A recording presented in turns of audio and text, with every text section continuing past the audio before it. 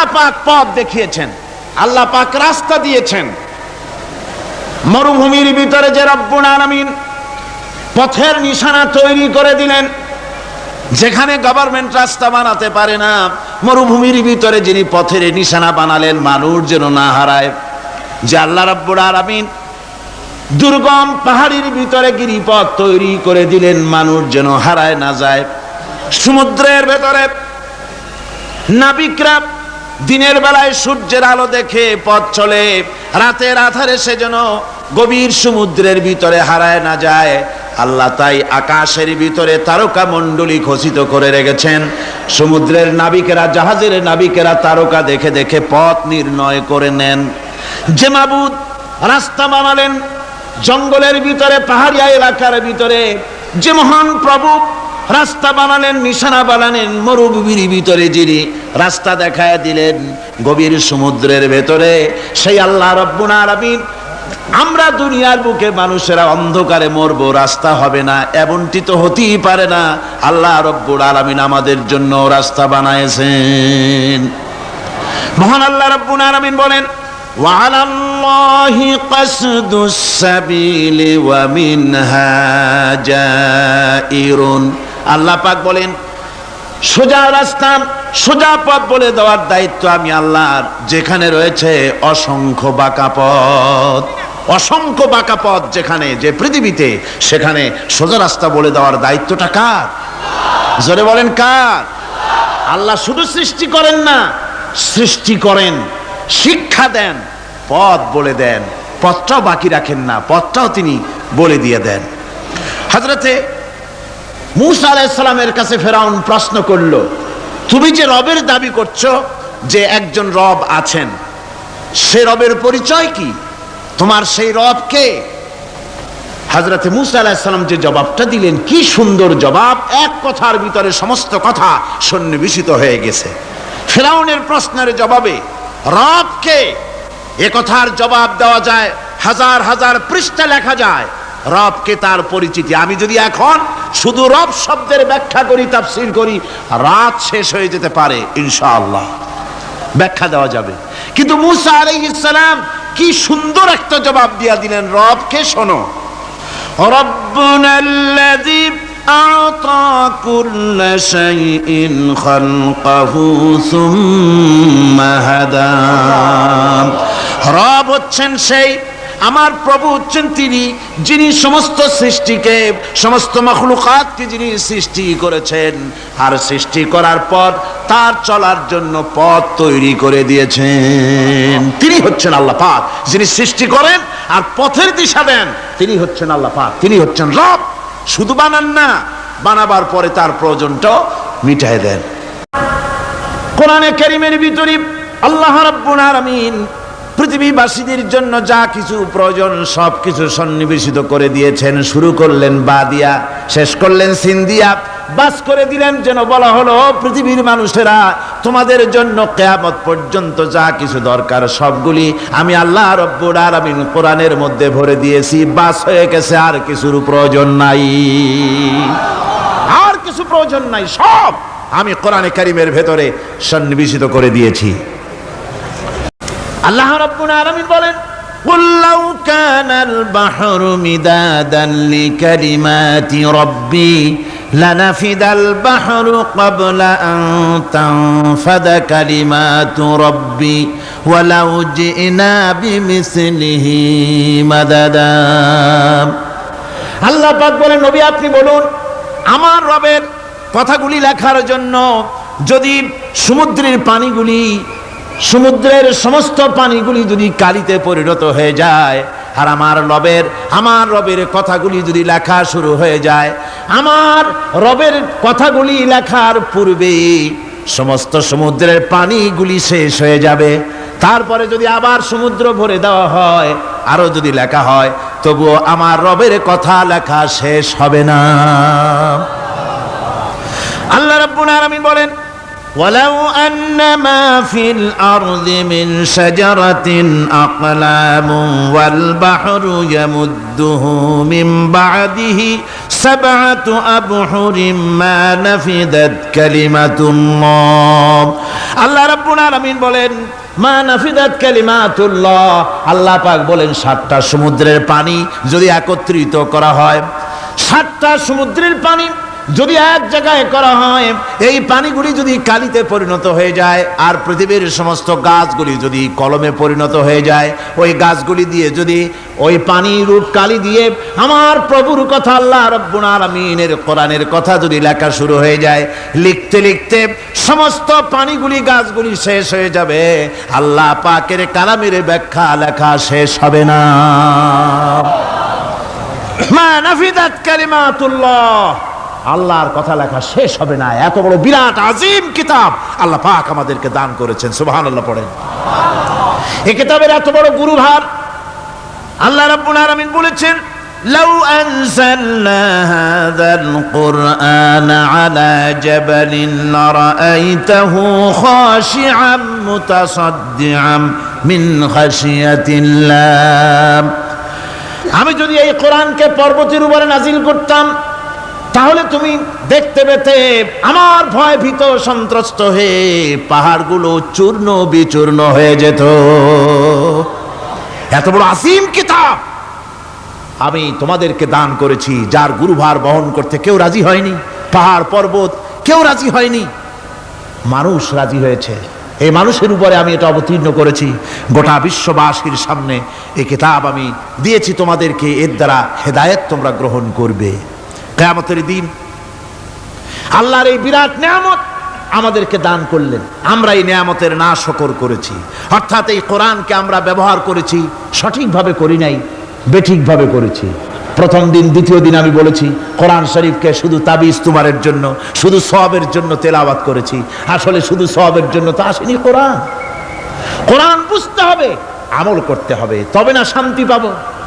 আপনি যদি কোরআন হচ্ছে মানুষের জীবন সমস্যার সমাধানের গ্রন্থ, ওষুধ খেলে রোগ ভালো হয়, ওষুধ খেলে কি হয়? কেউ যদি সকাল বেলায় তসবিহ হাতে নিয়ে 500 বার পড়ে ওষুধ ওষুধ ওষুধ, 500 বার পড়লে রোগ কি ভালো হবে? বরং রোগ আরো বাড়তে পারে চিল্লাইতে চিল্লাইতে। শীতের জন্য লেপ গায়ে না দিয়া কেউ যদি চিল্লাইতে থাকে, জিকির করে লেপ্ত শোক লেপ্ত শোক লেপ্ত শোক, শীত কি বন্ধ হবে নাকি? পানির পিপাসায় ছটফট করে মানুষ যদি চিল্লায় পানি পানি পানি পানি পানি, পানির পিপাসা আরো বাড়বে। তাহলে কি বোঝা গেল? পিপাসা লাগলে পানি পান করতে হবে, শীত লাগলে কম্বলটা গায়ে দিতে হবে, রোগ হলে ওষুধটা খেতে হবে, তাহলে সব সমস্যার সমাধান হবে। অনুরূপভাবে আমরা শুধু কোরআনে কারীমকে তেলাওয়াত করি সওয়াবের নিয়তে, তার হুকুমগুলি জীবনের উপরে আমল করি না বলে আজকের জীবন আমাদের বিপর্যস্ত হয়েছে। ব্যক্তিতে, পরিবারে, রাষ্ট্রে শান্তি নাই, কোথাও শান্তি নাই এই কারণে। আর কিয়ামতের দিন রাসূল আসামি করবেন তাদেরকে যারা কোরআন অমান্য করেছে। রাসূল হবেন বাদী, বাদী হবেন কে? জোরে বলেন, কে বাদী হবেন? রাসূল। আসামি হবে কারা? যারা কোরআন ছেড়ে দিয়েছে। আল্লাহ রাব্বুল আলামিন বলেন وقال الرسول يا رب إن قوم اتخذوا هذا القرآن مهجورا। কিয়ামতের দিন রাসূল আল্লাহর দরবারে ফরিয়াদ করবেন, আয় আমার রব, আয় আমার আল্লাহ তাআলা, এই সমস্ত লোকগুলি তোমার কালামকে, তোমার কোরআনকে অপ্রয়োজনীয় জিনিস বলে তারা পরিত্যাগ করেছিল। আমার বন্ধুগণ,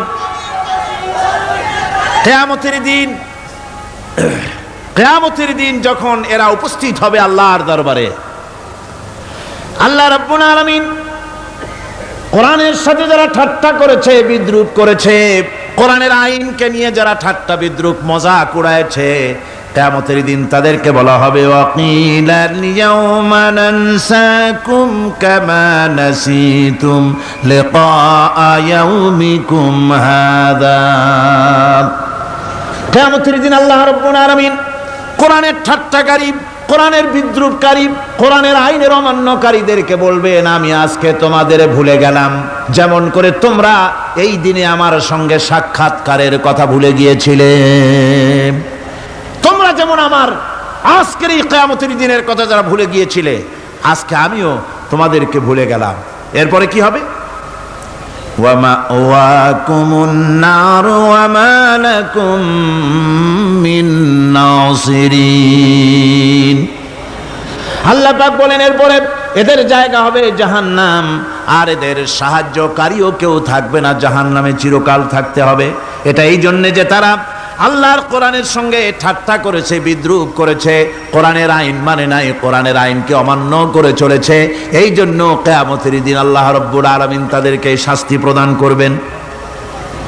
কোরআন পৃথিবীর বুকে আল্লাহ নাজিল করেছেন, শুধু তেলাওয়াত করবেন ঝুলে ঝুলে, এজন্য নয়। কি জন্য নাজিল হলো? এবার উদ্দেশ্য শুনুন। আল্লাহ পাক বলেন আর রহমান আল্লামাল কোরআন।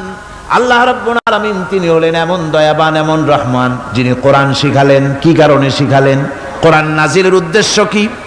আল্লাহ পাক বলেন ইন্না আনজালনা ইলাইকাল কিতাবা বিল হাক্কি লিতাহকুমা বাইনান নাসি বিমা আরাকাল্লাহ। আল্লাহ পাক বলেন এই কিতাব আমি আপনার প্রতি অবতীর্ণ করেছি এই জন্যে যাতে করে আপনি আল্লাহর প্রদর্শিত এই বিধান অনুযায়ী মানুষের উপরে বিচার ফয়সালা করতে পারেন। মানুষের উপরে আইন চলবে আল্লাহ। কার আইন? জোরে বলেন কার আইন? আলা লাহুল খালক ওয়াল আমর। সৃষ্টি যার, আইন চলবে কার? আল্লাহ পাক বলেন এই জন্য নাজিল করলাম, কোরআন নাজিল করেছি যাতে করে কোরআনের আইন দিয়ে বিচার ফয়সালা করতে পারেন, সেই জন্যই কোরআন নাজিল করলাম। আসলে আল্লাহর নবীর এই পৃথিবীতে আগমনের উদ্দেশ্য ওটাই ছিল।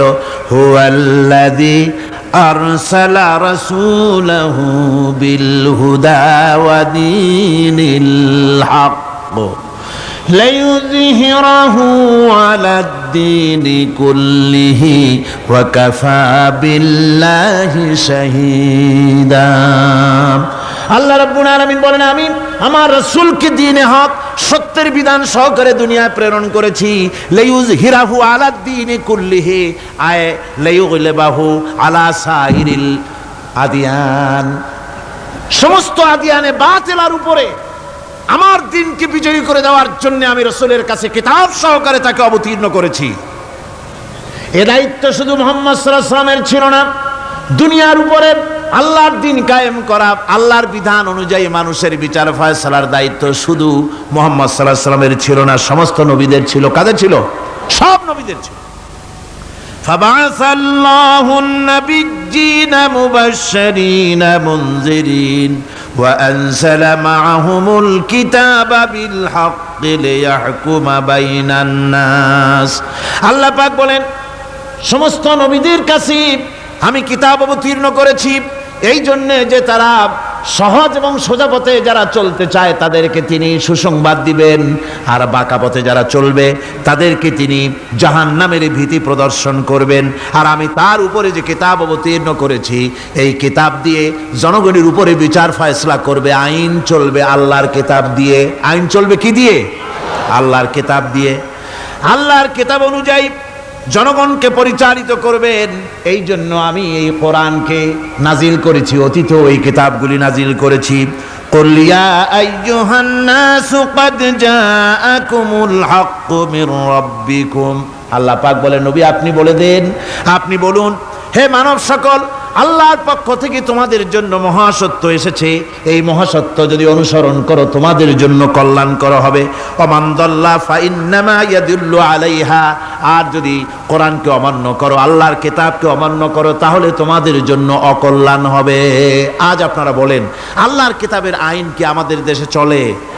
কোরআনের আইন কি চলে? চলে না। কোরআনের আইন চলে না। আমরা কি খুব শান্তিতে আছি? খুব আরামে আছি? শ্রমিকরা তাদের শ্রমের মূল্য পায়, কৃষক তার উৎপাদিত পণ্যের সঠিক দাম পায়, নারী তার সতীত্বের মর্যাদা পায়, জনগণ কি আরামে ঘুমাতে পারে? না, জনগণ রীতিমতো দুবেলা পেট পুরে সমস্ত জনগণ খেতে পারে। এর একমাত্র কারণ হচ্ছে কোরআনের আইনকে অমান্য করা হয়েছে। ভালো করে কান পেতে শুনুন, আল্লাহ রাব্বুল আলামিন কোরআনে কারীমের মধ্যে পরিষ্কার করে বলেছেন, ওয়া মান লাম ইয়াহকুম বিমা আনজালাল্লাহু ফাউলাইকা হুমুল কাফিরুন। যারা নাকি আমার দেওয়া বিধান অনুযায়ী, কোরআন অনুযায়ী যারা বিচার ফয়সালা করে না, ফাউলাইকা হুমুল কাফিরুন, ফাউলাইকা হুমুজ জালিমুন, ফাউলাইকা হুমুল ফাসিকুন। যারা আমার দেওয়া বিধান অনুযায়ী বিচার ফয়সালা করে না, তারা কাফির, তারা জালিম, তারা ফাসিক। সুতরাং এর ভিতরে এই জুলমের মধ্যে জালিমদের অন্তর্গত, ফাসিকদের অন্তর্গত হয়ে বাংলাদেশের বহু মুসলমান, পৃথিবীর বহু এলাকার মুসলমান এর মধ্যে লিপ্ত হয়ে আছে। কোরআনের আইন চালু না করলে পরে, কোরআনের আইন না মানলে পরে জালিম হতে হবে, কাফির হতে হবে, ফাসিক হতে হবে। অর্থাৎ যতখানি না মানবেন ততখানি এই বিশেষণে বিভূষিত হতে হবে। এক শ্রেণীর লোক আছে যারা বলে বেড়ান ধর্ম আর রাজনীতি আলাদা। বলেন কিনা কর, জোরে বলেন, বলে কিনা? ধর্ম আর রাজনীতি আলাদা। তারা বলেন আমরা ধর্ম নিরপেক্ষ থাকতে চাই। তারা কি থাকতে চায়? ধর্ম নিরপেক্ষ থাকতে চায়। কোরআনে কারিমে এই ধর্ম নিরপেক্ষবাদীদের ব্যাপারে কোরআন কি বলছে শুনুন। আল্লাহ রাব্বুল আলামিন বলেন, আলাম তারা ইলাল্লাযীনা ইয়াজউমুনা আন্নাহুম আমানু বিমা উনজিলা ইলাইকা ওয়া মা উনজিলা মিন ক্বাবলিক। আল্লাহ পাক বলেন, হে নবী, তুমি কি সেই সব লোকদেরকে দেখেছ যারা দাবি তো করে যে আমরা আল্লাহর উপর ঈমান এনেছি আর এই কিতাবের উপর ঈমান এনেছি, এর পূর্বে যত কিতাব নাজিল হয়েছে সেসব কিতাবের উপরেও ঈমান এনেছি। ধর্মনিরপেক্ষবাদীরা তারা তো বলে না যে আল্লাহ মানি না, কোরআন মানি না, একথা বলে না, ওটা বলে না। কি বলে? সেই বলা কথাটাই আল্লাহ এখানে অনেক আগে বলে রেখেছেন। ওরা বলে যে আমরা অবশ্যই আল্লাহকে মানি, আল্লাহর কিতাব মানি, এর পূর্বে যত কিতাব নাজিল হয়েছে সেগুলোও মানি, তবে ইউরিদুনা আইয়াতাহাকামু ইলাত তাগুত, তারা চায় তাদের জীবনের সমস্ত সমাধান সমস্যার জন্য তাগুতের কাছে যেতে চায়। তাগুতকে, আল্লাহকে বাদ দিয়ে তারা যেতে চায় কোথায়? তাগুতের কাছে। জোরে বলেন, কিসের কাছে যেতে চায়? তাগুতের কাছে। তাগুত বলে কারে? তাগুত বলা হয় যে নিজে আল্লাহর আইন মানে না এবং অপরকেও আল্লাহর আইন অমান্য করতে বাধ্য করে, তাকে বলা হয় তাগুত। ওরা বলে ধর্ম আর রাজনীতি আলাদা। কোরআন মানি কিন্তু কোরআনের আইন মানি না। ওরা কোরআন মানে ঠিকই, বলে যে কোরআন মানি, কিন্তু কোরআনের আইন মানে। তাহলে এ মানি বলার অর্থটা কি? এর মূল্যটা কোথায়? কোরআন যদি মানো তো কোরআন বলেছে সুদ খেও না, আমাদের দেশে সুদ চলছে না? কোরআন বলেছে বিবিকে পর্দায় রাখো, পর্দায় কি রাখা হচ্ছে? কোরআন বলেছে ওজনে কম দিও না, তা কি মানা হচ্ছে? কোরআন বলেছে আমার আইন দিয়ে দেশ শাসন করো, তা কি করা হচ্ছে? সুতরাং ধর্মনিরপেক্ষ মতবাদ যেটা, এই মতবাদটা কোরআনের দৃষ্টিতে কুফরি মতবাদ। ধর্মনিরপেক্ষ মতবাদ কি? জোরে বলেন, ধর্মনিরপেক্ষ মতবাদ কি? কোন মুসলমান, যে ব্যক্তি নিজেকে মুসলমান বলে দাবি করে, ধর্মনিরপেক্ষ মতবাদ সে বিশ্বাস করতে পারে না, জায়েজ নাই, হারাম। আফাতুমিনুনা বিবাদিল কিতাব ওয়া তাকফুরুনা বিবাদ, তোমরা কোরআনের কিছু অংশকে মেনে নিবে আর কিছু অংশকে করবে অস্বীকার। এটা যদি করো দুনিয়ার জীবনে পাবে দুনিয়ার জীবনে জিল্লতি আসবে, লাঞ্ছনা আসবে, আর কিয়ামতে পাবে জাহান্নামের শাস্তি। সুতরাং ধর্মনিরপেক্ষ মতবাদের অর্থ তারা বলে যে ধর্মহীনতা নয়, আসলে কিন্তু ধর্মনিরপেক্ষ মতবাদের অর্থই হলো ধর্মহীনতা। ঠিক কিনা কন? জোরে বলেন ঠিক কিনা? এই ধর্মনিরপেক্ষ মতবাদ আমাদের দেশের জন্ম হয় নাই, এর জন্ম হয়েছে ইউরোপ সভ্যতায়। প্রাচীন ইউরোপ সভ্যতায় এর জন্ম হয়েছিল, সেখান থেকে তার আন্ডা বাচ্চা ভারতে এসেছিল। ভারত থেকে এই আন্ডা বাচ্চার কিছু অংশ 1972 সালে তদানীন্তন সরকারের মাথার উপরে ভারত চাপিয়ে দিয়েছিল। সেই ধর্মনিরপেক্ষ মতবাদ 1972 সনের সংবিধানে লেখা হলো, কিন্তু 1982 সনে যখন সংবিধান আবার অ্যামেন্ডমেন্ট করা হলো, তখন ধর্মনিরপেক্ষতার কপালে ঝাঁটা মেরে বিদায় করা হয়েছে। বাংলাদেশে ধর্মনিরপেক্ষ মতবাদ চলতে পারে না। ধর্মনিরপেক্ষ মতবাদের কথা আমাদের দেশে তারাই বলে যারা ৭২ সনে ক্ষমতায় ছিলেন। তারা ধর্মের সাথে কি ব্যবহার করেছেন আমরা ভুলে যাই নাই, আপনারা ভুলে গেছেন। ১৯৭২ সনে দেশের সমস্ত বিশ্ববিদ্যালয়ের মনোগ্রাম থেকে ইকরা বিস্মি রাব্বিকাল্লাযী খালাক রাব্বি জিদনি ইলমা কোরআনে কারীমের এই আয়াতকে বিদায় করে দেওয়া হয়েছিল। শাসনতন্ত্রের শিরোনামে বিসমিল্লাহকে গ্রহণ করা হয় নাই। শুধু তাই নয়, কোরআনে কারীম যেখানে তেলাওয়াত করা হয় তখনকার সময় রেডিওতে, টেলিভিশনে, ওই ৭২ থেকে ৩ বছর, এবং এখনো সেই দলটি মিটিং করতে গিয়ে, কোনো জায়গায় কিছু করতে গিয়ে আগে কোরআন শরীফ, তারপরে গীতা, তারপরে বাইবেল, এগুলি হচ্ছে মুনাফিকের লক্ষণ। কিসের লক্ষণ? যেখানে যেই টেবিলে, যেই মঞ্চে কোরআন তেলাওয়াত হয়, বাইবেল গীতা পড়া হারাম, পড়া হতে পারে না।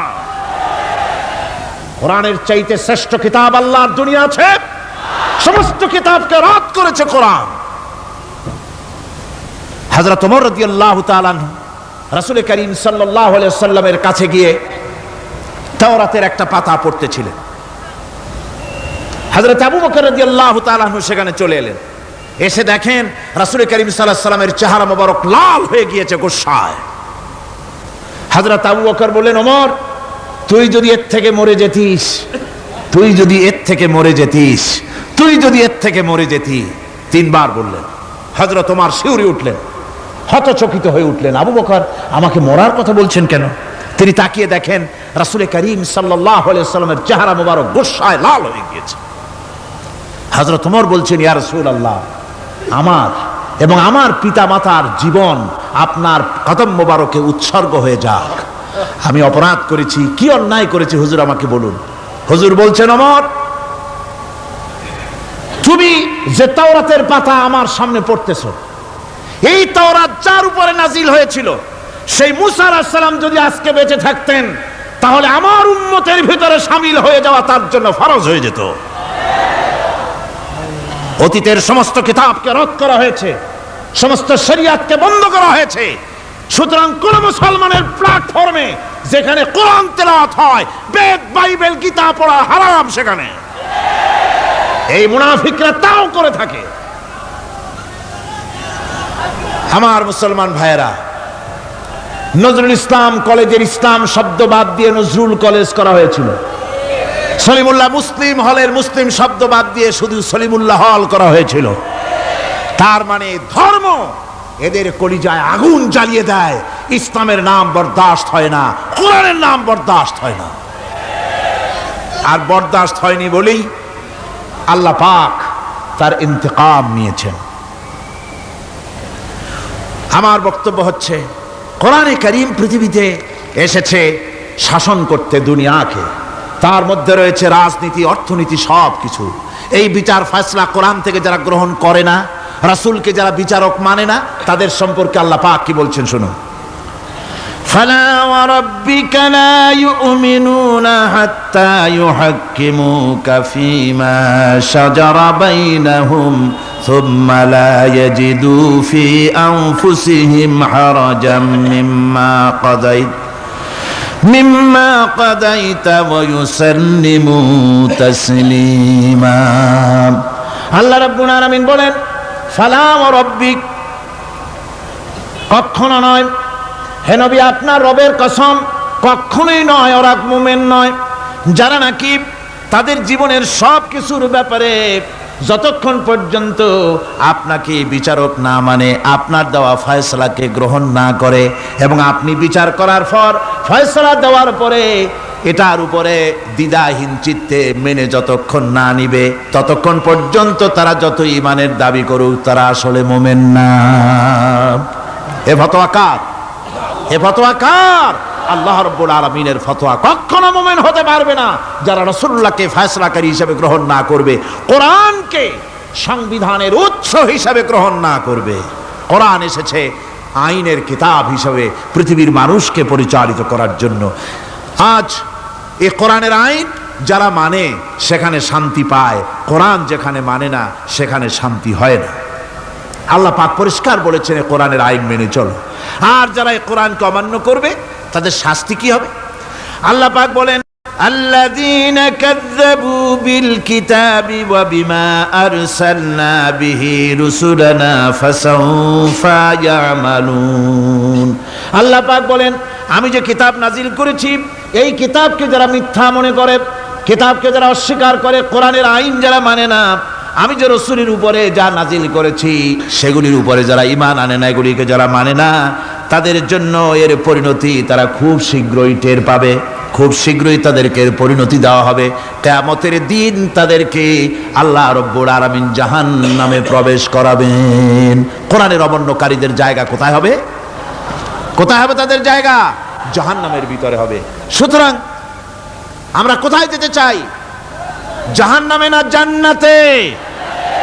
বেহেশতে যদি যেতে চাই, দুনিয়ায় যদি শান্তি চাই এবং আখিরাতে যদি মুক্তি পেতে চাই, তাহলে আমাদেরকে কোরআনের আইনকে মানতে হবে। কিসের আইন মানা লাগবে?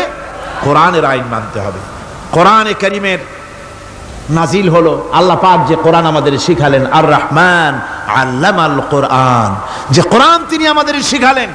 এই কোরআন নাজিলের পদ্ধতি ছিল মদিনা এবং মক্কা। রাসূলের মক্কি জিন্দেগিতে কিছু নাজিল হয়েছে, আর মদনী জিন্দেগিতে নাজিল হয়েছে কিছু।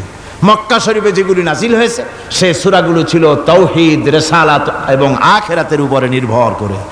আর মদনী সূরা যেগুলি ছিল সেগুলি ফৌজদারি দণ্ডবিধি, উত্তরাধিকারী আইন, তারপরে যাকাত, ওসর, যুদ্ধ, সন্ধি, বন্দি, এরপরে রয়েছে স্বরাষ্ট্রনীতি, পররাষ্ট্রনীতি, অর্থনীতি, জীবন পরিচালনার সমস্ত বিধি আর ব্যবস্থা মদনী জিন্দেগির সূরাগুলিতে, অবতীর্ণ সূরাগুলিতে আল্লাহ রাব্বুল আলামিন নাজিল করেছেন। কোরআন শরীফ মানুষের সকল সমস্যার সমাধান দিয়েছে। এখানে আমি এখন তার কিছু নমুনা পেশ করছি আপনাদের সামনে, আপনাদের বোঝার জন্য যে কোরআন। অনেকে বলে যে কোরআনের তাফসীরের ভেতরে রাজনীতির আলোচনা হয়। রাজনীতি সেইটুক করি যেটুকুন আল্লাহ কোরআনে করেছেন। জোরে কোন আলহামদুলিল্লাহ। এর থেকে বাড়াই কিছু বলি নাকি? না। কোরআন যেটুকুন করেছে, রাসূলুল্লাহ যেটুকুন করেছে, একজন মুসলমান হিসাবে তা করা আপনার আমার জন্য কি? সুন্নত, নফল। ওইটা করা কি? জোরে কোন। এটা করা আমাদের জন্য ফরজ। সেই জন্য আমি কিছু নমুনা পেশ করছি আপনাদের সামনে, বুঝতে পারবেন যে কোরআন শুধু নামাজের কথা নিয়ে আসে নাই। কোরআনের মধ্যে আয়াত সংখ্যা কত? 6666। এটা ঠিক না, কিছু কম আছে। 6000 কয়েক শত, ভালো করে গুনে দেখা দরকার। তো এই যে আয়াতে কারিমা যেগুলি রয়েছে এর মধ্যে মাত্র 500 আয়াত হচ্ছে হুকমে শরঈ। ভালো করে শুনুন, 500 আয়াত আদেশ এবং নিষেধ জাতীয়। এটা করো, ওটা করো না, এটা হালাল, ওটা হারাম। এ হলো 500। তো এই যদি 500 হয় তাহলে বাকি 6000 কি? বাকি 6000 ইতিহাস, দর্শন, বিজ্ঞান, রাজনীতি, অর্থনীতি, সমাজনীতি, উত্তরাধিকারী আইন, পররাষ্ট্রনীতি, স্বরাষ্ট্রনীতি, মানুষের জীবনে যা দরকার, ইহকাল, পরকাল, কবর, হাসর, মিজান, সিরাত, জান্নাত, জাহান্নাম, এসব কিছু আল্লাহ পাক বাকি হাজার হাজার আয়াতের মধ্যে বলেছেন। তো 500 আয়াতের পরিচিতি আমাদের জানা আছে, নামাজ, রোজা, হজ, যাকাত, হালাল, বৈধ, অবৈধ ইত্যাদি সম্পর্কে। কিন্তু বাকি আয়াতগুলিতে আমাদের জীবন পরিচালনার ব্যাপারে আল্লাহ পাকের কথা শুনুন, কিভাবে এ কথাগুলি আল্লাহ পাক আমাদের বলছেন। বিচার পদ্ধতি সম্পর্কে শুনুন। কোরআন যে বিচার পদ্ধতি আমাদেরকে দিয়েছেন, নিরঙ্কুশ ন্যায় বিচারের কথা কোরআন বলেছে। কোরআন বলেছে বিচার হতে হবে কি ধরনের? ওয়াইদা হাকামতুম বাইনান নাসি আন তাহকুমু বিল আদল। কোরআন শরীফ বলেছে তোমরা যখন লোকদের মাঝে বিচার ফয়সালা করবে তখন অবশ্যই সুবিচার করবে, জাস্টিস, ন্যায় বিচার করবে। এই ন্যায় বিচার করতে গিয়ে তোমার সামনে যদি বিজাতীয় কোনো লোক আসামি হয়ে দাঁড়ায়, অমুসলিম, তখন বিচারটা কিভাবে করবে? কোরআনে কারীম বলছি ওয়ালা ইয়াজরিমান্নাকুম শানাআনু কওমিন আলা আল্লা তা'দিলু। কোন বিশেষ শ্রেণীর বিচার কাজ করতে গিয়ে, কোন বিশেষ শ্রেণী বা জাতির বিচার কার্য পরিচালনা করতে গিয়ে তাদের প্রতি বিদ্বেষ যেন তাদেরকে তুমি যেন জুলুম করে না বসো, তখন যেন তুমি ইনসাফ করতে পারো, তাদের উপরে জুলুম করবে না। সে যদি তোমার জাতের লোক না হয়, বিচার করতেছে তুমি বিচারক হিসাবে সঠিক বিচার করবে, বিচারের মানদণ্ডকে কখনো হেলাদোলা করবে না, ভালো সুবিচার করবে। এটা হচ্ছে কোরআনে কারীমের কথা। আর আত্মীয় স্বজনের বিচার সম্পর্কে বলা হচ্ছে যে তোমরা বিচার নিয়ে, সুবিচার নিয়ে তোমরা দাঁড়াও, দণ্ডায়মান হও সুবিচার নিয়ে। মুসলমানেরা তোমরা যখন বিচার করবে, তখন এই বিচার করতে গিয়ে ওয়ালাউ আলা আনফুসিকুম আবিল ওয়ালিদাইনে ওয়াল আকরাবিন, সে যদি তোমার নিজের বিরুদ্ধেও যায় বিচার, তা যদি তোমার সন্তান সন্ততি ভাই ব্রাদার মা বাপ ইত্যাদির বিরুদ্ধেও যদি চলে যায়, ইন ইয়াকুন গানিয়ান আও ফাকিরান, যদি সে গরিব হয় যদি সে ধনীও হয়, বিচারের বেলায় কোনো রকম তারতম্য করবে না, আপন হোক পর হোক বিচার করতে হবে সঠিক। এটা কার কথা? আল্লাহর। জোরে বলেন কার কথা? পৃথিবীর কোন ধর্মগ্রন্থে কথা বলেছে? পৃথিবীর কোন জাতি কথা বলেছে? কোরআন বলেছে এই সুবিচারের কথা। সুবিচার করতে হবে, বিচারের বেলায় খবরদার আপন পর এবং কোন ধর্মের লোক এই চিন্তা করতে যেও না। কোরআনে কারীমের মধ্যে রয়েছে ফৌজদারি দণ্ডবিধি, জুডিশিয়াল ল, ফৌজদারি দণ্ডবিধি। এখানে একটা কথা বলে নিতে হয়, আল্লাহর আইন, মূল কথাটা কি? আল্লাহর আইন। আল্লাহর আইনের কথা শোনা মাত্রই এক শ্রেণীর লোকেরা মনে করে আল্লাহর আইন মানেই হলো হাত কাটা, আল্লাহর আইনের অর্থই হলো গলা কাটা, আল্লাহর আইনের অর্থই হলো দৌড়া মারা। এটা একটা বাজে কথা। আল্লাহ পাকের আল্লাহ কি এইরকম একটা বদমেজাজি দারোগার মতো আল্লাহ যে মানুষ পাইলেই খালি পিটাবে আর হাত কাটবে? একটা কথা হইল? হাত কাটা, গলা কাটা, এটা কখন? সুবিচার প্রতিষ্ঠিত হয়ে যাবে, খাওয়া পড়ার গ্যারান্টি মিলবে, তারপরে যদি কেউ চুরি করে দৃষ্টান্তমূলক শাস্তি দাও হাত কেটে। এর আগে না। মদিনা মুনাওয়ারায় হযরত ওমর রাদিয়াল্লাহু তাআলা আনহুর সময় অনাবৃষ্টির কারণে দুর্ভিক্ষ দেখা দিয়েছিল। তখন হযরত ওমর জাস্টিসদেরকে, ম্যাজিস্ট্রেটদেরকে ডেকে পরিষ্কারভাবে এলান করে দিয়েছিলেন, এখন যদি কোনো চোর ধরা পড়ে, এই দুর্ভিক্ষ চলাকালীন কোন চোর যদি ধরা পড়ে আর প্রমাণিত হয় পেটের জ্বালায় চুরি করেছে, খবরদার তার হাতকে তোমরা কাটবে না, খবরদার হাত কাটবে না। ইসলাম তো আগে পেটে দেয়। আগে কোথায় দেয়? পেটে, তারপরে দেয় পিঠে, আগে দেয় না। মানুষের খাওয়া পড়া শিক্ষা চিকিৎসা বাসস্থান সবটার গ্যারান্টি দেওয়া হয়। মদিনায় যখন এই গ্যারান্টি এসে গেল, চোরের হাত কাটা আইন মক্কায় নাজিল হয় নাই, নাজিল হয়েছে মদিনা মুনাওয়ারায়, রাসূলের মদনী জিন্দেগিতে। কোন সময়? যখন রাসূলুল্লাহ প্রেসিডেন্ট। রাসূলুল্লাহ কি? জোরে কোন? রাসূলুল্লাহ কি? রাষ্ট্রপতি।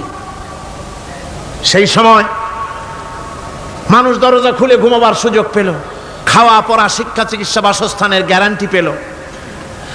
এই সময় আল্লাহ রাব্বুল আলামিন তিনি যখন দেখলেন ইসলামী সমাজ ব্যবস্থা কোরআনের আইনের মাধ্যমে মানুষ সব রকমের নিরাপত্তা লাভ করেছে, পেটের সমস্যার সমাধান হয়ে গেছে, তখন আল্লাহ আইন জারি করলেন, আস-সারিকু ওয়াস-সারিকাতু ফাকতাউ আইদিয়াহুমা, চোর পুরুষ হোক আর নারী হোক উভয়ের হাত কেটে দাও। পুরুষ হোক আর নারী হোক এখন উভয়ের হাত কেটে দাও। দৃষ্টান্তমূলক শাস্তি হোক, যাতে করে এই চুরি আর না কেউ না করে। পেটে খাবার আছে, চাকরি আছে, ওষুধ আছে, শিক্ষা আছে, থাকার মতো জায়গা আছে, এখন চুরি করো কেন? তাহলে বোঝা যাবে এটা নেশায় পরিণত হয়েছে। কি হয়েছে? নেশা। তখন তো আর চোরকে বসায় সেলুট মারা আর যাবে না, এখন হাতটা কাটিয়া একটা শাস্তি দিয়ে দাও। আমাদের দেশে কিন্তু চোরের হাত কাটা আইনের ব্যাপারে কোনো চোরেরা আজ পর্যন্ত মিছিল করে না। বাংলাদেশের কোন ছোট ছোট চোর, যেমন তাল চোর, বেল চোর, কচু চোর, ছাতি চোর, জুতা চোর, আরো যত ছোট ছোট চোর, এই সব চোরেরা কি কোনোদিন মিছিল করেছে যে চোরের হাত কাটা আইন মানি না, মানবো না? বলেছে কেউ? বলেন। কিন্তু এই আইনের বিরুদ্ধে সোচ্চার কারা? কোন চোরেরা? নিশ্চয়ই ছোট চোরেরা না, বড় চোরেরা। যারা তাল বেল চুরি করে না, বরং কলমের খোঁচা দিয়া সরকারের জনগণের লক্ষ কোটি কোটি টাকা পকেটস্থ করেন মেহেরবানি করে, ওই সব তারা মনে করেন যদি এই আইন চালু হয়ে যায় তাহলে তালচোর বেলচোরের তো কোনো ক্ষতি নাই, ইসলামী রাষ্ট্র চালু হলে পরে তো সকলের পেটে ভাত আসবে, ওই তাল বেল আর চুরি করা লাগবে না, তাদের তো সুবিধা। কিন্তু মুসিবতটা তো আমাদের হবে, বেশি খাইয়া খাইয়া জিব্বা পুরু হয়ে গেছে, এখন ওই বেশি খাইতে না পারলে বদভ্যাস চালু হয়ে যাবে, চুরি করতে যখন যাইবে তখন এই আইন তো বিসমিল্লাহ হবে আমাদের দিয়া। এই জন্য ওনারাই বিরোধিতা করেন চরমভাবে। আমার বন্ধুগণ, কোরআনের আইন বন্ধ করার ক্ষমতা কারো নাই, এই আইন চালু হলে পরেই শান্তি আসবে। ওরা বিরোধিতা করছে, ওরা বলছে চোরের হাত কাটা আইন, এটা হচ্ছে একটা অমানবিক ব্যাপার। আইনটা কার? আল্লাহর। মানুষগুলি কার? তা তোমার তো দরদ কেন? মায়ের চাইতে মাসির দরদ বেশি, এটা কি খুব সুলক্ষণ? না, এটা দারুণ কুলক্ষণ। সুতরাং আল্লাহ রাব্বুল আলামিন তার আইন হচ্ছে শাশ্বত আইন। চোরের হাত কাটা আইন অর্থ এ নয় যে বাংলাদেশ ইসলামী দল যদি ক্ষমতায় আসে পাইকারি দরে চোরের হাত কাটা আরম্ভ করবে, না। ততক্ষণ পর্যন্ত আইন চালু হবে না যতক্ষণ পর্যন্ত সমস্ত মানুষ তাদের কর্মসংস্থান না হবে, খাবার না পাবে, চাকরি বাকরি না হবে, খেয়ে পরে খাওয়া পড়া শিক্ষা চিকিৎসা বাসস্থান সবটার গ্যারান্টি মিলবে, তারপরে আইন চালু হবে, এর আগে নয়। আল্লাহ রাব্বুল আলামিন ফৌজদারি দণ্ডবিধির আওতার ভিতরে চোরের কি শাস্তি হবে তা বললেন, নরহত্যার শাস্তি কি হবে তাও আল্লাহ পাক এখানে বলছেন, ইয়া আইয়ুহাল্লাযীনা আমানু কুতিবা আলাইকুমুল কিসাসু ফিল কাতলা। আল্লাহ পাক বলেন তোমাদের প্রতি নরহত্যার শাস্তি স্বরূপ কিসাস নির্দিষ্ট করা হয়েছে, অর্থাৎ হত্যার বদলে হত্যা করা। একজন মানুষ আর একজন মানুষকে হত্যা করেছে, কোরআনের আইন হচ্ছে ওকেও হত্যা করো। কি সুন্দর আইন, সুবহানাল্লাহ পড়েন। তাহলে কি হবে?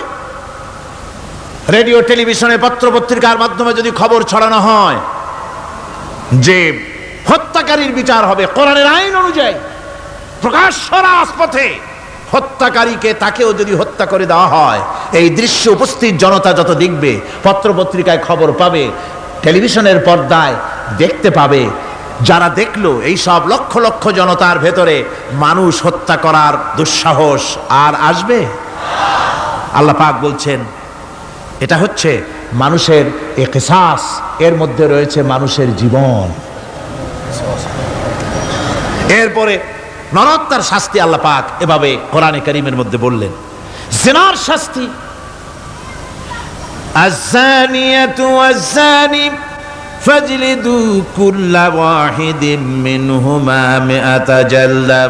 আল্লাহ রাব্বুল আলামিন বলেন, জিনাকারিনী পুরুষ, জিনাকারিনী নারী আর জিনাকারা পুরুষ, তাদের শাস্তি হচ্ছে উভয়কে 100 করে দৌড়া মারা, প্রাণদণ্ড দিয়ে দেওয়া। এই শাস্তি যদি হয় জিনা বন্ধ হয়ে যাবে, বিবাহ সহজ হবে। ইসলামী রাষ্ট্র হলে পরে জিনা করা কঠিন হবে, বিবাহ করা সহজ হয়ে যাবে। এটা হচ্ছে কোরআনের আইনের সুন্দর বিধান। জিনার শাস্তি, চোরের শাস্তি, নরহত্যার শাস্তি জুডিশিয়াল লয়ের আওতায়, ফৌজদারি দণ্ডবিধির আওতায় এগুলি পড়ে। এগুলি সব কোরআন শরীফে আছে না নাই? আছে কিনা? তাহলে কি করে আপনি বলবেন আপনি ধর্ম নিরপেক্ষ? আপনি শুধু ধর্ম আপনার ব্যক্তিগত ব্যাপার আর রাজনীতি একটা আলাদা ব্যাপার।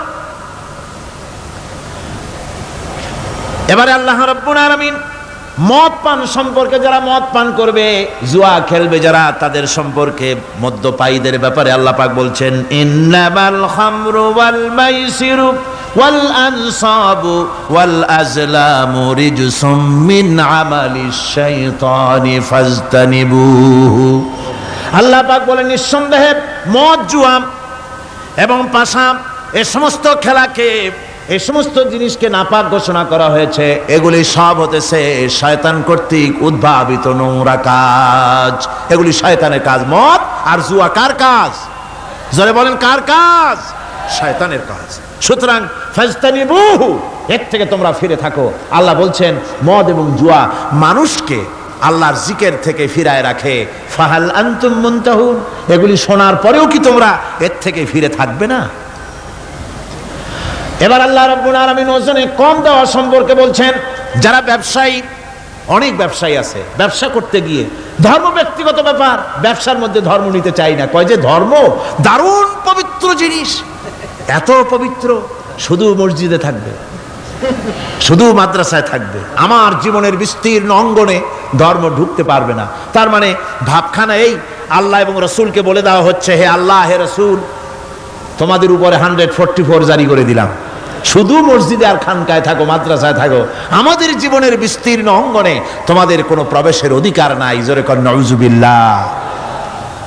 আল্লাহ পাক মানুষের জীবনের সকল ক্ষেত্রে আইন চলবে আল্লাহর। ইনিল হুকমু ইল্লা লিল্লাহ, আইন চলবে কার? ওই আল্লাহ রাব্বুল আলামিন বলেন ওজনে কম দিও না। ওয়াউফুল কাইলা ইযা কিলতুম ওয়াজনু বিল কিসতাসিল মুস্তাকিম, মেপে যখন কোনো জিনিস দিবে পরিমাপে কম দিবে না, ওজন করে যখন দিবে ওজনেও কম দিবে না। আল্লাহ পাক কোরআনে কারীমের মধ্যে সুন্দর করে সব কথা বলে দিলেন। ওজনে কম করো না, পরিমাপে কম করো না, সঠিকভাবে এটাকে দিও। ইতিমের মাল সম্পর্কে কোরআন বলছে, ওয়ালা তাকরাবু মালাল ইয়াতীমি ইল্লা বিল্লাতী হিয়া আহসান। ইতিমের মাল ভক্ষণ করা তো দূরের কথা, এর নিকটবর্তী হয় না। তবে হ্যাঁ, ইতিম বয়সপ্রাপ্ত হওয়া পর্যন্ত যদি আমানত রাখো সেটা ভিন্ন কথা, কিন্তু ইতিমের মালকে ভক্ষণ করো না অবৈধভাবে। ইতিমের মালের সুরক্ষার জন্য আল্লাহ পাক বলে দিলেন। অশ্লীলতা সম্পর্কে, আজকে সমাজে অশ্লীলতা চলছে, বেহায়ামি, নগ্নতা চলছে, এ সম্পর্কে আল্লাহ পাক বলছেন, কুল ইন্নামা হারামা রাব্বিয়াল ফাওয়াহিশা মা যাহারা মিনহা ওয়া মা বাতান। আল্লাহ পাক বলেন, হে নবী আপনি বলে দেন, আমার প্রভু নিঃসন্দেহে প্রকাশ্য এবং অপ্রকাশ্য সব রকমের নির্লজ্জতা এবং পাপাচারকে নিষিদ্ধ ঘোষণা করেছেন, হারাম করে দিয়েছেন।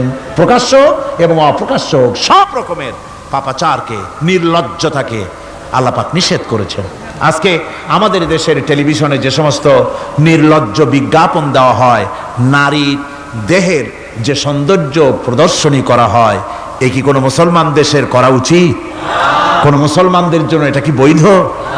আজ নির্লজ্জতা, বেহায়ামি ছড়িয়ে পড়ছে চতুর্দিকে। আল্লাহ পাক নিষেধ করছেন, হারাম করে দিয়েছেন। প্রকাশ্য অপ্রকাশ্য সব রকমের নির্লজ্জতা আল্লাহ পাক হারাম করেছেন। সুতরাং আল্লাহ পাক বলছেন, আমি সুদকে হারাম করেছি, ব্যবসাকে করেছি হালাল। এই সুদ থেকে যদি না ফেরো, ফাইল্লাম তাফআলু ফাযানু বিহারবিম মিনাল্লাহি ওয়া রাসূলি। আল্লাহ রাব্বুল আলামিন বলেন, যদি এই সুদ থেকে না ফেরো, যদি এই সুদ থেকে বিরত না থাকো, তাহলে আমি আল্লাহ এবং আমার রাসূলের পক্ষ থেকে যুদ্ধের ঘোষণা রইল। পারবেন? আল্লাহ রাসূলের সাথে যুদ্ধ করতে পারবেন? নাউযুবিল্লাহি মিন যালিক, কি মানুষের পক্ষে সম্ভব? সুদ সম্পর্কে আল্লাহ ঘোষণা করলেন কোরআনে কারীমের মধ্যে। এবার ধনী এবং গরিব সম্পর্কে, ধনী আর গরিবের ভিতরে সম্পর্কটা কেমন হবে আল্লাহ পাক কোরআনে কারীমের মধ্যে বলে দিলেন, ওয়া ফি আমওয়ালিহিম হাক্কুল লিসাইলি ওয়াল মাহরুম। আল্লাহ রাব্বুল আলামিন বলছেন, ও ধনীরা, তোমাদের সম্পদের ভিতরে গরিবদের অধিকার আছে, সে অধিকার আদায় করে দাও। একথা বলা হলো না গরিবরা তোমাদের করুণার পাত্র, দয়া করে তাদের কিছু দাও, একথা আল্লাহ বলেন নাই। বললেন, ধনীরা শুনে রাখো, তোমাদের সম্পদে গরিবদের অধিকার আছে, অধিকার, এই অধিকার তাদের ফিরিয়ে দাও। এরপরে আল্লাহ পাক বললেন, কাইলা ইয়াকুনা দুলাতাম বাইনাল আগনিয়াই মিনকুম, তোমাদের সম্পদগুলি যেন তোমাদের ধনশালী লোকদের হাতে যেন পুঞ্জীভূত না হয়ে যায়। দেশের সমস্ত সম্পদ গুটি কতক লোকের হাতে যেন পুঞ্জীভূত না হয়, বরং তার যাকাত, ফিতরা, সাদকা, এককালীন দান ইত্যাদির মাধ্যমে জনগণের কাছে যেন তা পৌঁছে যায়, এক জায়গায় যেন পুঞ্জীভূত হয়ে না থাকে। এভাবে করে আল্লাহ পাক মানুষের জীবনের সাথে সম্পৃক্ত কথাগুলি বলছেন। রাষ্ট্র ব্যবস্থা সম্পর্কে বলছেন, ওয়া আমরুহুম শুরা বাইনাহুম, রাষ্ট্র পরিচালনা করতে গিয়ে তাদের সাথে পরামর্শ ভিত্তিক রাষ্ট্র চালাও, স্বৈরাচার হয়ে ক্ষমতায় বসে থেকো না। ইচ্ছে মাফিক দেশ চালায়ও না, ডিক্টেটর হয়েও না, পরামর্শ ভিত্তিক দেশ পরিচালনা করো। এভাবে করে আল্লাহ রাব্বুল আলামিন রাষ্ট্রপ্রধানকে বললেন ওয়াসাবিরুহুম ফিল আমর, প্রত্যেকটি ব্যাপারে, রাষ্ট্রের সব ব্যাপারে তাদের সঙ্গে পরামর্শ করে নাও, পরামর্শ সবার সঙ্গে পরামর্শ করে পরামর্শের ভিত্তিতে কাজ করো, এমনি স্বৈরাচার হিসাবে কাজ করো না। কোরআন প্রবর্তিত সমাজ সকল নাগরিকের মৌলিক অধিকারের গ্যারান্টি দিয়েছে, জোরে কোন সুবহানাল্লাহ। এখন আমি যে কথাগুলি বলবো, এই কথাগুলি শুধু মুসলমানদের জন্য নয়, হিন্দু, মুসলমান, খ্রিস্টান, বৌদ্ধ, নারী, পুরুষ, সাদা, কালো, বর্ণ, ভাষা, দল, মত নির্বিশেষে সমস্ত মানুষের জন্য নাগরিক অধিকারের গ্যারান্টি দিচ্ছে কে? আল্লাহ পাক। জোরে বলেন, কে দিচ্ছেন? আল্লাহ পাক। আল্লাহ পাক জীবনের নিরাপত্তা দিচ্ছেন। কোরআনের আইন যদি চালু হয়, নাগরিকদের জীবনের নিরাপত্তা লাভ হবে। জোরে কোন সুবহানাল্লাহ। কিভাবে হবে? আল্লাহ রাব্বুল আলামিন বলেন ওয়ালা তাকতুলুন নাফসাল্লাতী হারামাল্লাহু ইল্লা বিল হক। আল্লাহ পাক বলছেন যে জীবনকে আল্লাহ হারাম সম্মানই করেছেন, ন্যায় ব্যতীত তাকে খবরদার হত্যা করো না। মানুষকে হত্যা করো না, খবরদার হত্যা করো না। আল্লাহ পাক হত্যা নিষিদ্ধ ঘোষণা করে দিলেন আর বললেন মান কাতালা নাফসান বিগাইরি নাফসিন আও ফাসাদিন ফাকান্নামা কাতালান নাস জামিআ। কেউ যদি কোন নরহত্যা এবং বিপর্যয় সৃষ্টি করে, কোন অপরাধ ছাড়া যদি কেউ কোন নির্দিষ্ট অভিযোগ তাকে হত্যার শাস্তি দেওয়া যায় কোরআন অনুযায়ী, এরকম ছাড়া যদি অন্যায়ভাবে কেউ কাউকে হত্যা করে, তাহলে একটা লোক হত্যা করা নয়, একটা মানুষ হত্যা করার অর্থ হলো গোটা বিশ্বের সমস্ত মানুষকে হত্যা করা। কে বলছেন এ কথা? আল্লাহ পাক বলছেন। আর একটা মানুষকে যদি বাঁচায় দেওয়া যায়, তাহলে সে যেন গোটা পৃথিবীর সমস্ত মানুষকে বাঁচায় দিল। এ কথা কে বললেন? আল্লাহ সুবহানাহু ওয়া তাআলা বলেছেন। এরপরে নরহত্যা যারা করবে তাদের জন্য রয়েছে শাস্তি। কি শাস্তি? আল্লাহ পাক বলছেন ওমাইয়াকতুল মুমিনান মুতাআম্মিদান ফাজাযাউহু জাহান্নামু খালিদান ফিহা ওয়া গাদিবাল্লাহু ওয়া লা'নাহু ওয়া আ'আদ্দা লাহু আযাবান আযীমা। আল্লাহ পাক বলছেন ওমাইয়াকতুল মুমিনান মুতাআম্মিদান, যে ব্যক্তি কোনো মুমিনকে ইচ্ছে করে হত্যা করলো, ফাজাযাউহু জাহান্নাম, তার শাস্তি কি? যারা বলেন শাস্তি কি? খালিদ, সেই জাহান্নামে চিরকাল তাকে থাকতে হবে। ওয়া গাদিবাল্লাহ ওয়া লা'নাহু, আর তার উপরে আল্লাহর গজব, আল্লাহর লানত, চিরকাল এই শাস্তি তাকে জাহান্নামে ভোগ করতে হবে। এই কথাগুলি না জানার কারণেই আজকে কলেজ বিশ্ববিদ্যালয়গুলিতে মানুষ হত্যা চলছে পাখি হত্যার মতোই। সুতরাং আল্লাহর এই বিচারের কথা কোরআন থেকে যারা জানে তারা সন্ত্রাস করে না। এই জন্য কলেজ বিশ্ববিদ্যালয় সমূহে সন্ত্রাস হয়, মাদ্রাসাগুলিতে সন্ত্রাস হয় না বললেই চলে। কথা কি ঠিক বললাম না বাড়ায় বললাম? সন্ত্রাসের কারণে টাইটেল মাদ্রাসা বন্ধ হয়েছে কয়টা বাংলাদেশে? ফাজেল মাদ্রাসা কয়টা? দাখিল কয়টা? ইল্লা মাশাআল্লাহ দুই একটা হতে পারে কোথাও, কিন্তু তা হয় না। কারণ মাদ্রাসায় এই সব কথা পড়ানো হয় যা আমি বললাম। কোরআন থেকে যে কথাগুলি বললাম এগুলি কোথায় পড়ানো হয়? আজকে যদি কলেজ বিশ্ববিদ্যালয় সমূহে কোরআন পড়ানো হতো, তাফসীর পড়ানো হতো, তাহলে বিশ্ববিদ্যালয় থেকে রবীন্দ্রনাথ আর সূর্য সেনের পা চাটা উলামেরা বের হতো না, শহীদ তিতুমীর বেরিয়ে আসতো, টিপু সুলতান বেরিয়ে আসতো, সালাউদ্দিন আইয়ুবী বেরিয়ে আসতো। দুর্ভাগ্যজনক আজ কলেজ বিশ্ববিদ্যালয়গুলিতে আল্লাহর কোরআন পড়ানো হয় না বলে আমাদের পাঠানো সোনার টুকরা ছেলেগুলি কয়লার টুকরা হয়ে ফিরে আসতেছে। বন্ধুগণ, জীবনের নিরাপত্তা দিচ্ছেন আল্লাহ পাক। কোরআনের আইন চালু হলে মানুষকে হত্যা করা হবে না, কেউ কাউকে মারতে পারবে না, মারলে তাকেও নিহত হত্যা করা অবশ্যই হবে। সম্পদের নিরাপত্তা দিচ্ছেন আল্লাহ, গ্যারান্টি। হিন্দু হোক মুসলমান হোক সকলের সম্পদের গ্যারান্টি মিলবে, কেউ কারো সম্পদকে হরণ করবে না, গসব করবে না। কোরআন বলছে ওয়ালা তাকুলু আমওয়ালাকুম বাইনাকুম বিল বাতিল, পরস্পরের সম্পদকে অবৈধভাবে ভক্ষণ করো না। সম্মানের নিরাপত্তা হচ্ছে ইসলামী সমাজ চালু হয়ে গেলে আল্লাহ রাব্বুল আলামিন সম্মানের নিরাপত্তা দিবেন প্রত্যেক নাগরিকের। আল্লাহ পাক বলছেন ইয়া আইয়ুহাল্লাযীনা আমানু লা ইয়াসখার কওমুম মিন কওমিন, হে বিশ্বাসীরা তোমরা এক গোত্র আর এক গোত্রকে ঠাট্টা করো না। চাষিরা তাঁতিদেরকে গালি দিও না, তাঁতিরা চাষিদেরকে জেলেদেরকে গালি দিও না। এক গোত্র আর এক গোত্রকে ঠাট্টা করো না, বিদ্রুপ করো না। ওয়ালা তালমিজু আনফুসাকুম ওয়ালা তানাবাজু বিল আলকাব, একে অপরের দোষ গেয়ে বেরিও না, একে অপরকে খারাপ নামে ডেকো না, একে অপরের কুৎসা রটনা করো না। আল্লাহ নিষেধ করেছেন। ইসলামী সমাজ হলে পরে মানুষ সব দিক থেকেই নিরাপত্তা পাবে, গ্যারান্টি পাবে, ব্যক্তি স্বাতন্ত্র্যের প্রাইভেসির নিরাপত্তা পাবে। কারো ঘরের মধ্যে কেউ হঠাৎ করে ঢুকবে না, অর্ডার নিয়ে ঢুকতে হবে, পারমিশন নিয়ে ঢুকতে হবে। আল্লাহ পাক বলেছেন লা তাদখুলু বুয়ুতান গায়রা বুয়ুতিকুম হাত্তা তাস্তানিসু ওয়া তুসাল্লিমু আলা আহলিহা, অন্যের ঘরের মধ্যে পারমিশন ব্যতি রেখে প্রবেশ করো না।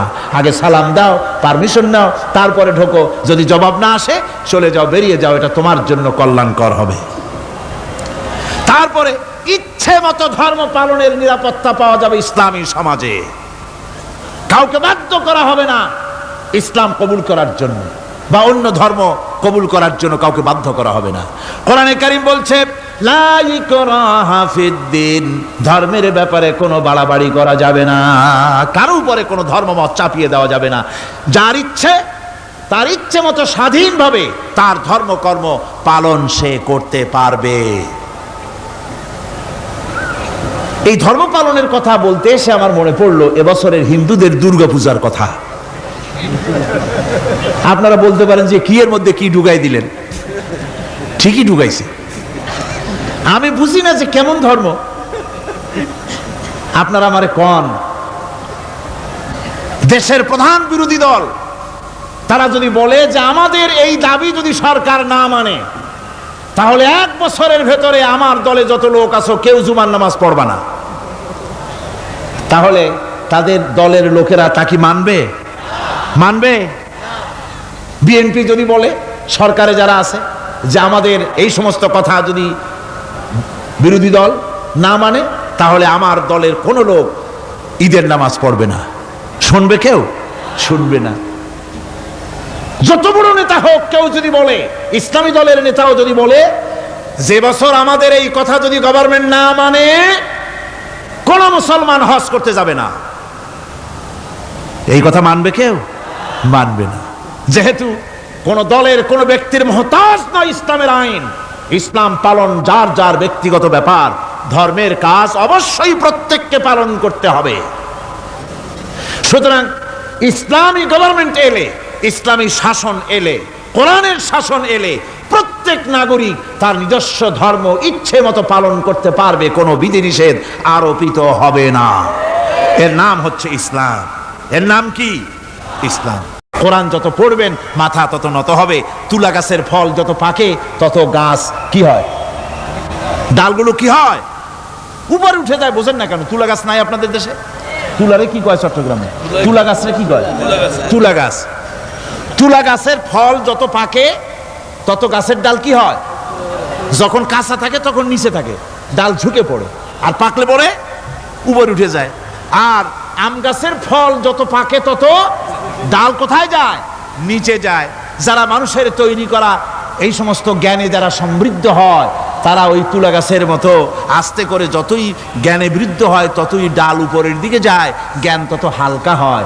আর কোরআন আমের মতো, কাঁঠালের মতো, মানুষের উপকারী এমন এক ফলের মতো, যত পাকে যত পড়ে জ্ঞান যত সমৃদ্ধ হয় ততই আল্লাহর সামনে মাথা নত হয়ে যায়। মানুষের কাছে জ্ঞান খুবই সংক্ষিপ্ত জ্ঞান মানুষের কাছে। অমা উতিতুম মিনাল ইলমি ইল্লা কালিলা, খুব সামান্যতম জ্ঞানই তোমাদেরকে দেওয়া হয়েছে, বেশি জ্ঞান আমাদের কাছে নাই। সবচাইতে বড় জ্ঞানের উৎস আল্লাহ সুবহানাহু ওয়া তাআলা, জ্ঞানের উৎস হচ্ছে কোরআনে হাকিম। সেই কোরআন থেকে আল্লাহ পাক দয়া করে আমাদেরকে কোরআন শিখিয়েছেন। জোরে কোন সুবহানাল্লাহি বিহামদিহি। এই কোরআনের সব কথা আল্লাহ আর রহমান আল্লামাল কোরআন, আল্লাহর সবচাইতে বড় দয়া আমাদেরকে কোরআন শিখিয়েছেন। জোরে কোন সুবহানাল্লাহ। সেই কোরআনের মর্যাদা, সেই কোরআনের শিক্ষা, সেই কোরআন দিয়ে আমাদের কি ফায়দা ইত্যাদি কথা আমি ধীরে ধীরে আপনাদের সামনে আলোচনা করব ইনশাআল্লাহুল আজিজ। সবাই বলেন আমিন। আমার ভাইরা, এই আলোচনা থেকে কেউ মাহরুম হবেন না, এই আলোচনা থেকে কেউ মাহরুম হবেন না। একজনে গতকাল বলেছিলাম 3 জনকে যদি দাওয়াত দিয়ে আনেন তাহলে ফায়দাটা কি জানেন? আপনার দাওয়াতে একটা ভাই যদি অতিরিক্ত আসেন এ মাহফিলের মধ্যে ওয়াজ শোনার জন্য, কোরআন শুনলেন, কোরআনের দিকে আকৃষ্ট হলেন, নামাজি হলেন, দিনদার হলেন, পরেজগার হলেন, আপনি মরে যাবেন, কিয়ামত পর্যন্ত এই সব আল্লাহ পাক আপনার আমলনামায় লিখে দিবেন। জোরে বলেন আমিন, আরো জোরে বলেন আমিন। আল্লাহুম্মা আমিন। ربنا ظلمنا أنفسنا وإن لم تغفر لنا وترحمنا لنكونن من الخاسرين ربنا لا تزغ قلوبنا بعد إذ هديتنا وهب لنا من لدنك رحمة إنك أنت الوهاب ربنا العالمين। হাজার হাজার মুসলমান নরনারী দীর্ঘক্ষণ ধরে তোমার কোরআনের কথা শুনেছি, মেহেরবানি করে সওয়াবটুকু রাসূল করিম সাল্লাল্লাহু আলাইহি সাল্লামের রূহ মুবারকে পৌঁছে দাও। तमाम पृथ्वीर माटिर नीचे যত মুমিন মুমিনাত শুয়ে আছে আল্লাহ তুমি মেহেরবানি করে কবরগুলিকে জান্নাতের টুকরায় পরিণত করে দাও। আমাদের মা বাপ যাদের দুনিয়া থেকে বিদায় হয়ে গেছে আল্লাহ দয়া করে তাদেরকে জান্নাতবাসী করে নিও। রব্বিরহামহুমা কামা রব্বায়ানি সগীরা রব্বিরহামহুমা কামা রব্বায়ানি সগীরা। হায় আল্লাহ তাআলা এই মাহফিলের আয়োজন যারা করেছেন ইসলামী সমাজ কল্যাণ পরিষদকে তুমি মঞ্জুর করে নিও আল্লাহ রাব্বুল আলামিন। तमाम পৃথিবীর বুকে মুসলমানেরা যত জায়গায় বিপদে আছে, মুসিবতে আছে, আল্লাহ তুমি দয়া করে মেহেরবানি করে বিপদগ্রস্ত মুসলমানদের হামি ও নাসির হয়ে যাও রব্বুল আলামিন। এই মাহফিল আরো 3 দিন এখানে হবে বলে আমাদের প্রোগ্রাম রয়েছে আল্লাহ, বাকি 3 দিন তোমার কুদরতি নিজাম দিয়ে তুমি এটাকে পরিচালিত করে দিও আল্লাহ রব্বুল আলামিন। এই মাহফিল যারা আয়োজন করেছেন এবছর দারুণভাবে ঋণগ্রস্ত হয়ে তারা এই মাহফিলের ব্যবস্থা করেছেন আল্লাহ তুমি দয়া করে তাদের ঋণ পরিশোধ করার মতো তৌফিক দিয়ে দিও। তোমার বান্দাদের দিল তাদের দিকে মাইল করে দিও রব্বুল আলামিন। এই মাহফিলের যিনি মুরব্বী হযরত মাওলানা শামসুদ্দিন সাহেবের জন্য গতকাল দোয়া করেছি, আজও করছি, গত বছরও করেছি। তোমার কাছে আমরা কাঁদতেই থাকবো, দোয়া করতেই থাকবো, যেহেতু তোমার দরজা ছাড়া আর বান্দার কোনো দরওয়াজা নাই রব্বুল আলামিন। তুমি মেহেরবানি করে আমাদের এই ভাইকে দয়া করে চক্ষুষ্মান করে দাও, তার দৃষ্টি শক্তি দয়া করে তুমি ফিরিয়ে দাও রব্বুল আলামিন। তুমি তোমার বান্দাদের দোয়া তোমার দরবারে মঞ্জুর করে নাও। মা বোনেরা কষ্ট করে প্রতিদিন আসেন, হায় আল্লাহ মা বোনদেরকেও হেদায়েত নসিব করে দাও, মা বোনদের যাতায়াত আসান করে দাও, আর তাদেরকে তোমার দিন বুঝে দিনের রাস্তায় চলার তৌফিক দিয়ে দিও।